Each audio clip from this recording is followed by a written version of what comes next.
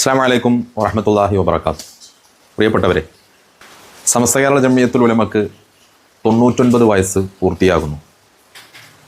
ആഗോള മുസ്ലിങ്ങളുടെ ഏകീകൃത ഖിലാഫത്തായിരുന്ന ഉസ്മാനിയ ഖിലാഫത്ത് നിലം പൊത്തിയതിൻ്റെ പിറ്റേ വർഷം കേരളീയ പരിപ്രേക്ഷ്യത്തിൽ മുസ്ലിം ഉമ്മത്തിന് നേതൃത്വം നൽകാനും അള്ളാഹുവിൻ്റെ ദീനും സുന്നത്ത് ജമാഅത്തും പരിരക്ഷിക്കാനും മഹാത്മാക്കളിലൂടെ അള്ളാഹു തആല ബീജാവാപം നൽകിയ മഹത്തായ പ്രസ്ഥാനമാണ് സമസ്ത കേരള ജംഇയ്യത്തുൽ ഉലമ.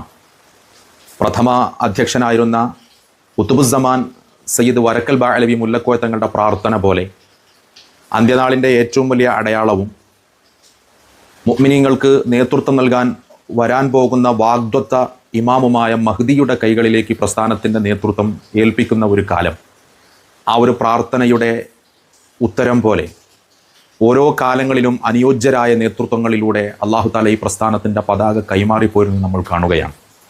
അള്ളാഹുവിൻ്റെ പ്രവാചകൻ്റെ ഹദീസിൻ്റെ വെളിച്ചത്തിൽ പറയാം, 3 വിഭാഗം ആളുകൾക്ക് തൗബയില്ല. ഒന്ന്, ഒരു മനുഷ്യൻ്റെ ആത്മാവ് തൊണ്ടക്കുഴിയിലെത്തിയാൽ ആ സമയത്തിൻ്റെ ശേഷം അയാൾക്ക് തൗബയുടെ കവാടം അടക്കപ്പെടും. മറ്റൊന്ന്, സൂര്യൻ പടിഞ്ഞാറു ഭാഗത്ത് നിന്ന് ഉദിച്ചു കഴിഞ്ഞാലും ആ സന്ദർഭത്തിൽ ജീവിക്കുന്ന ആളുകൾ അവരുടെ തെറ്റുകുറ്റങ്ങൾ ഏറ്റുപറഞ്ഞാൽ പോലും അവരുടെ തൗബ സ്വീകരിക്കാതെ അതിൻ്റെ കവാടം അള്ളാഹു കൊട്ടിയടക്കും. മൂന്നാമത് ഒരു വിഭാഗത്തെ പുണ്യനബി പരിചയപ്പെടുത്തുന്നുണ്ട്.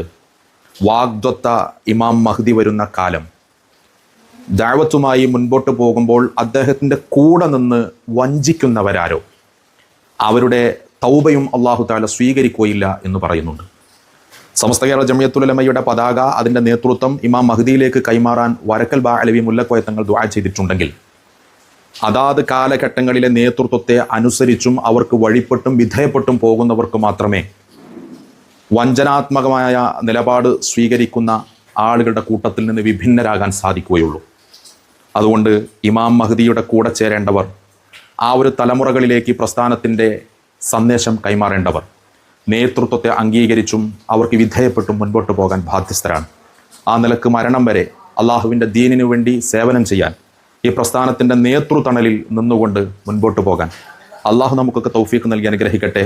ഈ പ്രസ്ഥാനത്തിൻ്റെ ജന്മദിനാഘോഷത്തിൽ നിങ്ങളോടൊപ്പം നമ്മളും പങ്കുചേരുന്നു. അള്ളാഹു നമുക്കൊക്കെ ഈ പ്രസ്ഥാനത്തിൻ്റെ കീഴിൽ ഇസ്സത്ത് നൽകി അനുഗ്രഹിക്കട്ടെ. ആമീൻ യാ റബ്ബൽ ആലമീൻ. അസ്സലാമു അലൈക്കും വറഹ്മത്തുള്ളാഹി വബറകാതുഹു.